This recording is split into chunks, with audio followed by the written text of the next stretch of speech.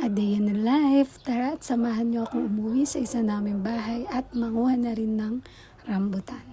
Ayan guys, balis na kami niyan. Sakay kami niyan sa tricycle. So nagpatid na lang ako doon sa kapatid ko. Kaysa bumayad ako sa iba. So sa kapatid ko na lang.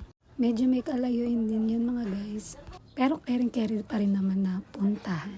Dahil sabi nila hanggat napupuntahan, hindi daw yun malayo. Ayan, biyahin na nga kami dyan at tumitingin-tingin ako sa paligid dahil nga may bibilhin pa ako. Inisip ko kasi kung magluluto ako magtitinola or kung ano pa man, gulay, isda, ganun. Kaya talagang tumitingin ako sa aming mga dinadaanan. Pero di ko na nabidyohan. Ayan, pumasok kami niyan ng Alfamart at ng Dali kasi nga may binili akong pang-ulam. Bumili lang ako dyan ng pakain sa baboy kasi last week ko pa binili yung pakain niya. So baka wala na kaya nagpasumala na lang din ako na bumili na. Kalahati lang yung binibili ko kasi every week naman umuwi ako. At talaga may kamahalan din. Fast forward, dito na nga kami sa bahay. Medyo makalat kasi nga wala naman talagang tumitigil dito.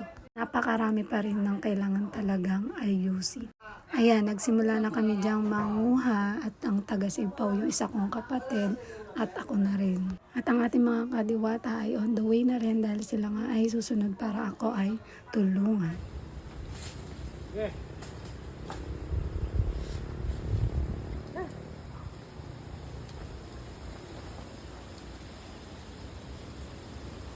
Guys, ito na yung baboy. Grabe, nakakatuwa. Lit-lit lang niya nung binili ko. Tingnan niyo naman kung gaano kalaki na siya ngayon at kalinis. Hindi ko pa nga lang siya malagaan ngayon kasi nga doon kami sa isang bahay namin tumitigil. Pero sobrang thank you po tito sa pag-aalaga sa aming baboy. Balak ko guys na pasumpitan yun. Ilang months ba kailangan na sumpitan yan? Pa-comment naman po. Tagalog po yan and 5 months na rin po. Ito na guys yung aming napanguha. Ang dami niyan. Meron pa yung mga nasa kahon, nasa plastic. Tapos sorting na lang namin siya. Ayan guys. Ayun lang. Bye bye.